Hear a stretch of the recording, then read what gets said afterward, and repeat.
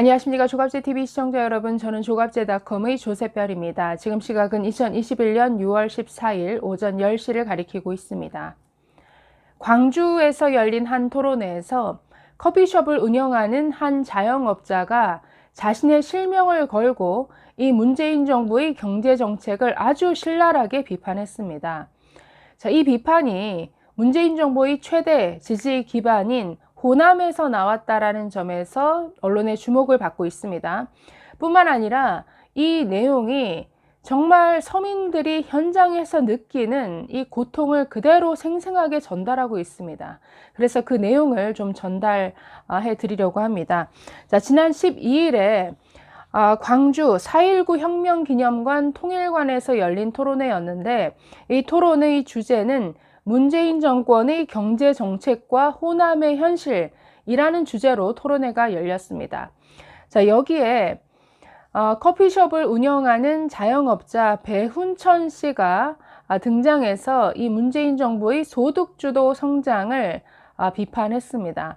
한마디로 이 문재인 정부의 경제정책은 무식하다, 무능하다, 무대뽀다 라고 비판을 했습니다.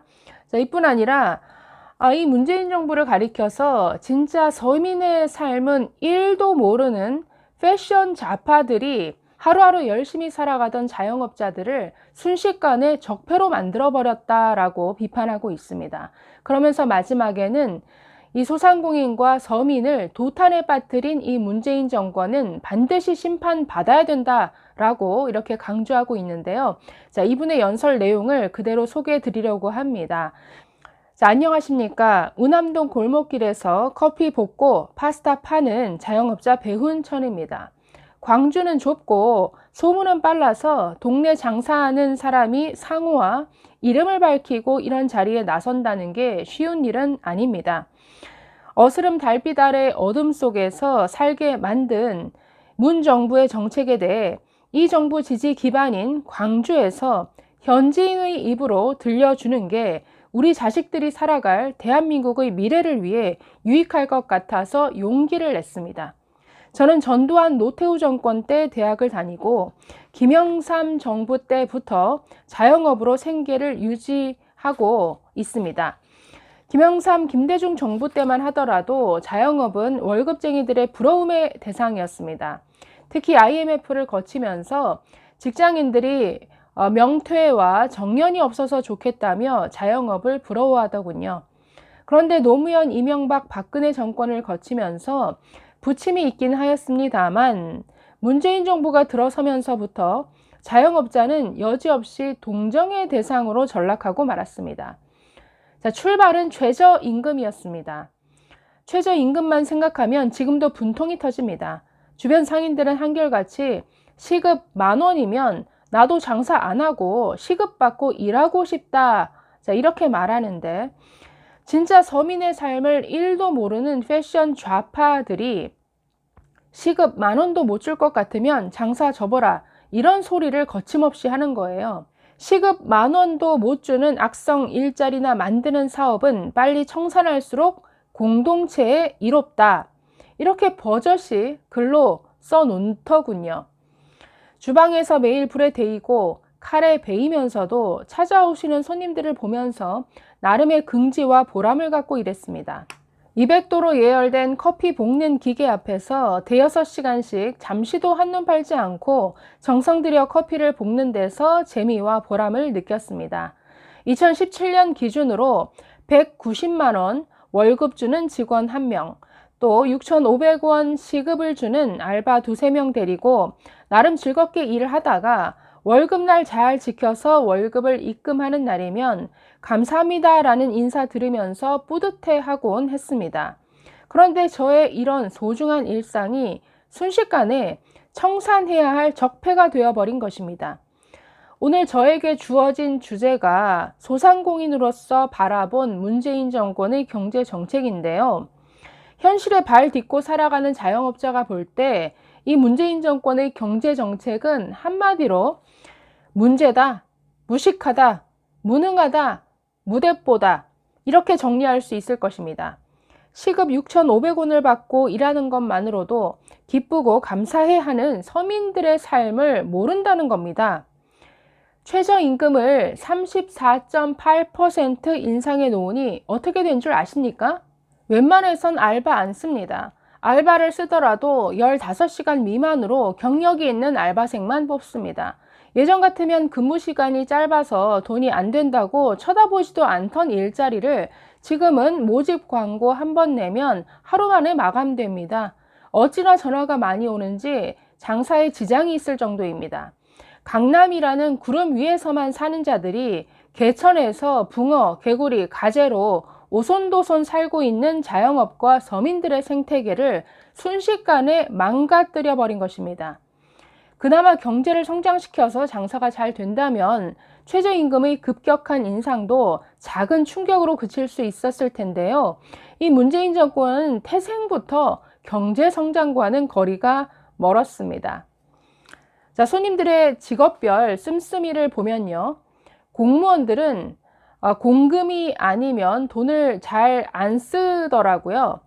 민간 기업에 종사하시는 분들, 사업하시는 분들이 씀씀이 더 크고 모임도 많아서 이런 분들이 많아져야 장사가 잘 됩니다. 그런데 문재인 정부는 어떻게 했습니까? 청년들을 전부 독서실에 처박혀 공무원 시험 공부에 매진하도록 만들지 않았습니까? 제 가게가 있는 서강로 도로변에는 구형 독서실이 겨우 한 군데 있었는데요. 문재인 정부 들어서면서 초대형으로 스터디 카페형 독서실이 대여섯 군데가 새로 생겼어요. 우리 가게가 있는 건물에도 골프 연습장이 나가고 독서실이 생겼어요. 청년들이 중소기업이라도 들어가서 돈을 벌어야 모임도 하고 친구들도 만나고 하는 것인데 다들 독서실에 처박혀서 문제집만 붙잡고 있으니 골목 장사가 될 턱이 있겠습니까? 자, 우리 자영업자들과 서민들은 김대중 대통령께서 IMF를 극복하면서 공공부문을 개혁하고 민간 부문을 활성화시켰을 때 경기가 좋아졌다는 경험을 했습니다. 비정규직을 양산했다고 욕하는 사람도 있지만 고용의 유연성을 확보해 놓으니까 일자리가 더 많이 생겨서 서민들이 일자리를 선택해서 골라 잡을 수 있었습니다. 그런데 문재인 정부는 김대중 정부와 완전히 반대로 정책을 폈습니다. 문재인 정부가 공무원을 10만 명 가까이 늘려놓지 않았습니까? 4년도 안 된 기간에 이전 4개 정부 20년간 합산한 것보다 더 많은 수의 공무원을 늘려놓은 것이죠. 좋은 일자리 꿰차고 비정규직 차별하는 민노총을 개혁해서 일자리를 늘리기는커녕 비정규직의 정규직화라는 선심성 정책을 남발해서 기업들이 비정규직마저 채용을 꺼리게 만들지 않았습니까? 제가 카페와 길거리에서 매일 오가는 손님을 보면서 느끼는 게 문재인 정권 들어 새로 생긴 일자리라곤 택배 기사님들과 배달 라이더 그리고 모자 쓰고 동네 한 바퀴 도는 노인 일자리 뿐인 것 같습니다. 문재인 정부 들어서 공무원, 배달 라이더, 노인 일자리 이것 말고 뭐 늘어난 것 보셨습니까? 젊은이들이 전부 독서실에 처박혀 있으니 기성세대들이라도 소비가 늘어야 할 텐데 이 무지한 정권이 또 52시간제라는 걸 강행해버리지 않았습니까? 김영란법 시행으로 공무원 관련 소비가 뚝 끊겼는데 주 52시간제를 강행해서 가계 수입이 제자리거나 오히려 줄어드니까 시장의 활력이 완전히 사라지고 만 것이죠. 우리 자영업자들에게 문재인 정권은 그야말로 재앙입니다. 대재앙. 또 하나의 대재앙인 코로나19 팬데믹이 아니었다면 문재인 정부가 자영업자들에게 저지른 죄악의 참상은 백일화에 드러났을 것입니다. 제가 운영하는 매장의 경우 2018년에 일손이 많이 필요했던 레스토랑은 폐점을 해야 했고 지금 운영 중인 매장도 2019년 매출이 2020년 매출보다 더 저조했습니다. 지금은 코로나가 문재인 정부의 모든 실정을 가리고 있지만 코로나 이전으로 돌아가서 생각해 본다면 문재인 정부의 정책이라고 하는 것은 모조리 반자영업, 반서민적이었음을 알 수 있습니다. 그러니까 지금 오히려 이 코로나가 문재인 정부를 도와주고 있다라고 이렇게 평가하고 있습니다. 그게 아니었으면 오히려 이 문재인 정부의 경제 실정이 더 잘 드러났을 것이다 라고 이렇게 말하고 계신 것이죠. 자, 조금 넘어가서 보겠습니다. 소상공인을 위한답시고 정부가 시장에 개입해서 자유경쟁을 저해하는 행태가 문제입니다. 예를 하나 들어보겠습니다. 문재인 정부 초창기에 소상공인들 카드 수수료 부담된다고 카드사들 수수료를 억지로 내리게 했습니다. 카드 수수료 깎아준다고 하니까 다들 환호했었는데요.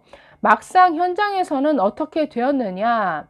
자, 포스를 임대하고 관리해주는 벤 사업자들이 있습니다. 자영업자들이 일일이 카드사들을 하나하나 상대할 필요 없이 벤사들이 대행을 해줍니다. 벤사들은 카드 매출 건당 수수료를 카드사로부터 받아서 운영을 합니다. 자, 벤사들 간에 가맹점을 유치하려는 경쟁도 치열했습니다. 서로 더 성능이 좋은 포스를 무상으로 대여하고 고객 관리 프로그램과 다양한 서비스들을 제공했습니다. 그런데 카드 수수료가 줄어드니까 카드사들이 이 벤사들에게 주던 수수료를 깎게 됩니다. 그래서 우리 자영업자들은 어떻게 되었느냐? 과거에는 다 무료로 받던 서비스들이 하나둘 없어지고 전부 유료화 되었습니다. 영수증 출력할 때 쓰는 감열지도 무상으로 받았었는데 이제는 이것도 돈 주고 사서 써야 합니다. 지금은 무상대여 포스는 찾아볼 수 없고 월 임대료를 내거나 일시불로 구입해서 사용해야 합니다. 이렇게 체감하는 것 말고도 과거에는 카드사들이 다양한 이벤트를 통해 소비를 촉진하는 효과가 있었는데요. 이런 것도 자취를 감춰버렸습니다.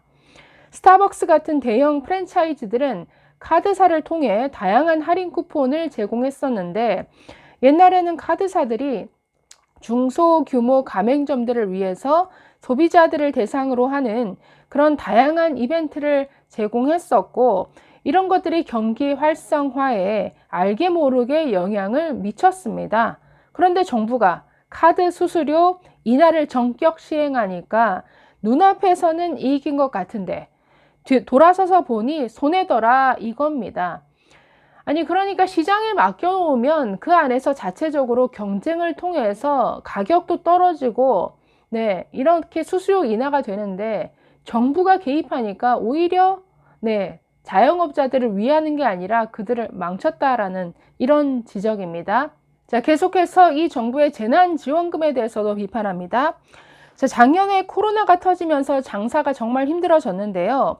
이런 재난 앞에서도 망하지 않고 살아남을 수 있게 해준 것은 정부가 주는 재난지원금이 아니었습니다. 바로 배달의 민족이었습니다.